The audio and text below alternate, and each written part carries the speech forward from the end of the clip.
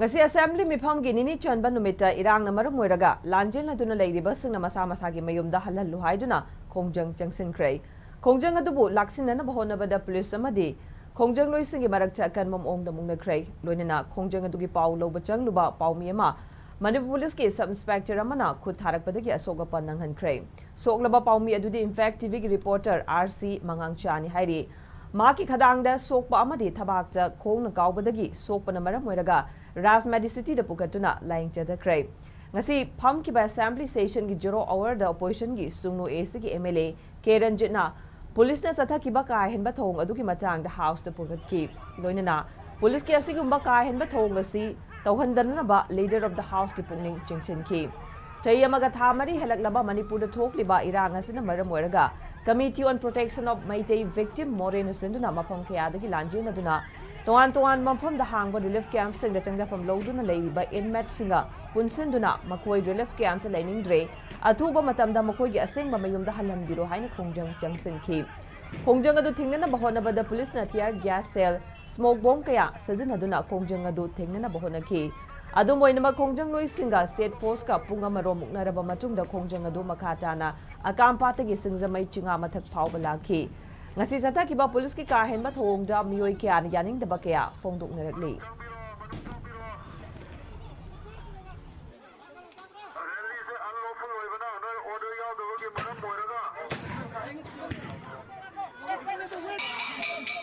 Siapa nak ngomong tre?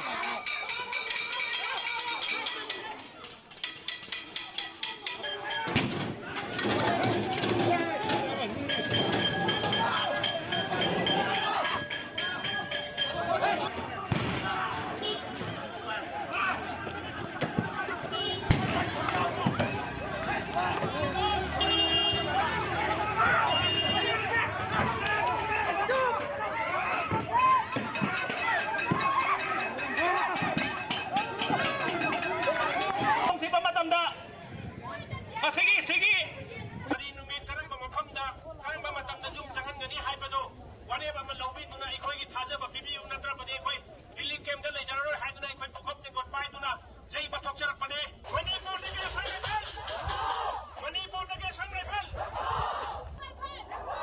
Manipur da ke sang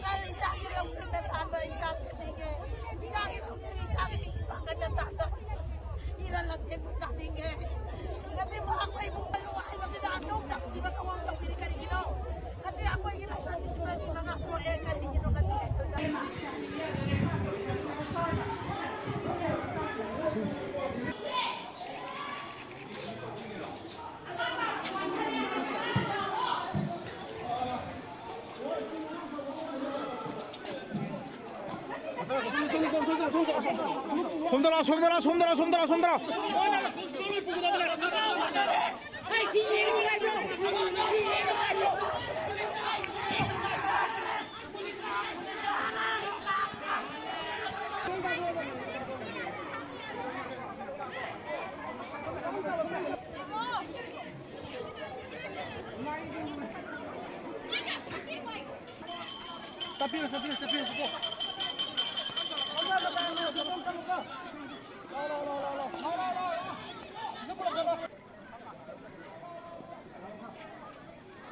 또 가다게.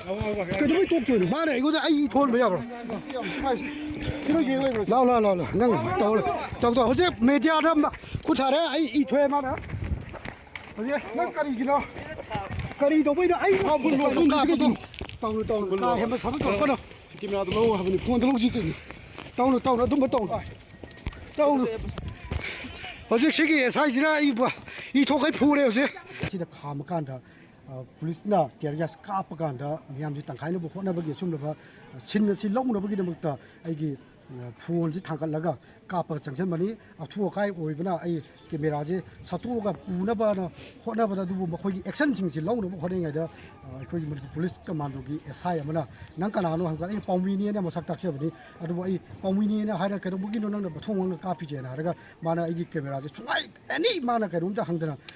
폰지 마나 투가이브니 이게 폰 투가이브기 그로지니 아두가 폰도 나트나 마나 어직시 아이게 그러기 거기 폰 투가이브기 그 노드리시는 마나 물러가 투가이브니 아두가 폰다 거기 김벌 마사 좀 마나 투가이브니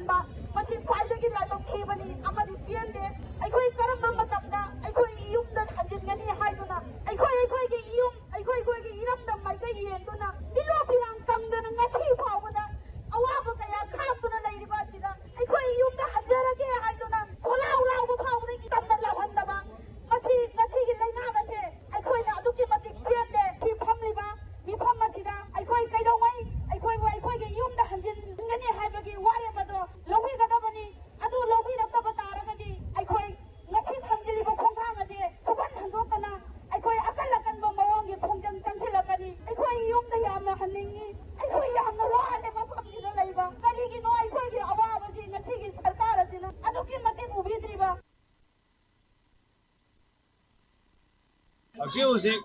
leiriba mafamasi akampat hariba sumayam jaga asidagi akampat leiriba jikem leiriba singna Manipur NRC sa pulok thu diman kaya amaga to akampat leiriba akampat jikem leiriba musi sina koi masa pijai haibagi maramna oiraga houzik leiriba mafamasi da koi khongjang asi jekin mani ani khongjang horpodigi hawna state posting mechanism tear gas asmu kon kapna haibo horpodigi houzik leiriba khum sitarakani houzik leiriba si koi akampat ni paring sinjamai gi hek nadra bogi jaga asi houzik su adumo Manipur NRC sangalu asara ko tu haiba diman kaya ama mauguna jikem da leiriba news sing asita mata na leiriba lega asita leiriba news sing si go ahenba kuna koi makham akam patan ka ngara kun su akung chukha ajo sik so hote du marak asida koi state force na koi kiya ga kam ko de ni kem da le ni abhi mari amadi koi hospital da ambulance ko tra du marak asida koi hawa yauna koi siba na khana Paomee na honariba aya na Paomee honabu honariba serak asira IPTV reporter simang sana Paomee na ba sa kumatan na kuigi asset force ki SI amana kare yi na mata jigo namu no ai ka thokiro hai kono singwa wahi kya hai na kuigi kuigi hai IPTV reporter asi kuigi onaga kin thilapodagi khadang da sokpada da natna hojik su mahum sida aduma irang chathari ano update ujarake SKTV ki pau